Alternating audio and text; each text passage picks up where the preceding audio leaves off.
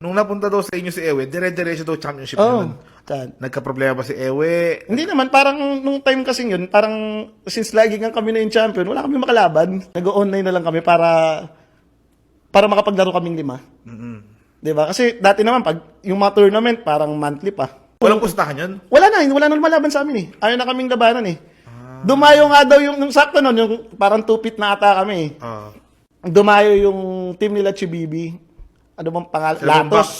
Latos yun, sila nila Boombox. Dumayo sa Manila, pero pinarm daw lahat ng mga taga Manila. Parang lahat nga sila, dumating na nga sa point na nagro-Royal Rumble na pala sila sa Manila. Hindi kami ni-invite, hindi kami niyayaya.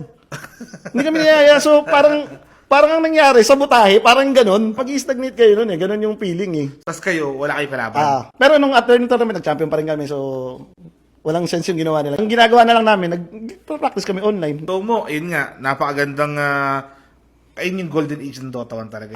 So, ang daming wala ka sa team. Feel ko lang, syempre, iba't iba ng distraction yung nangyari.